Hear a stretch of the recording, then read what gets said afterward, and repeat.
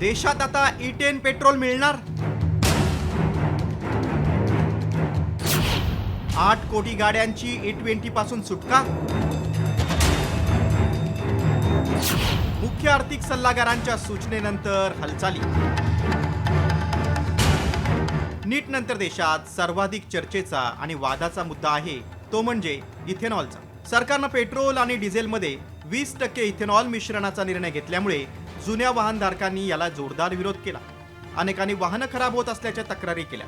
आता याची दखल थेट मुख्य आर्थिक सल्लागार अनंत नागेश्वर यांनीही घेतली.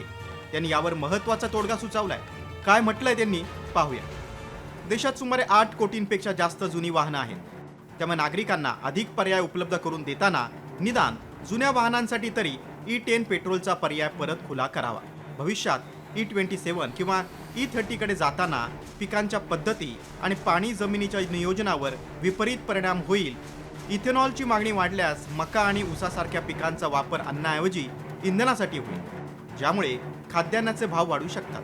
विशेष म्हणजे मका, पोल्ट्री आणि पशुखाद्याचा मुख्य भाग असल्यानं त्याच्या किमती वाढल्यास सर्वसामान्य जनतेवर महागाईचा भार वाढेल. त्यांनी सुचवलेल्या या महत्त्वाच्या तोडग्यावर E10 पेट्रोल आणि डिझेल पुन्हा उपलब्ध करण्याबाबत केंद्र सरकार आणि तेल कंपन्यांमध्ये प्राथमिक चर्चा सुरू झाली. खरं तर एप्रिल 2023 पासून देशात तयार होणारी पेट्रोल वाहनं E20 इंधनासाठी तयार करण्यात आली आहेत. मात्र जुन्या कोट्यावधी वाहनांची समस्या वाढली. त्यामुळे आता सरकार आणि तेल कंपन्यातील चर्चेतून या संदर्भात काय तोडगा निघणार, देशातील 8 कोटी वाहनधारकांना सरकार दिलासा देणार का, याकडे सगळ्यांचं लक्ष लागलंय. ब्युरो रिपोर्ट, साम टीव्ही न्यूज.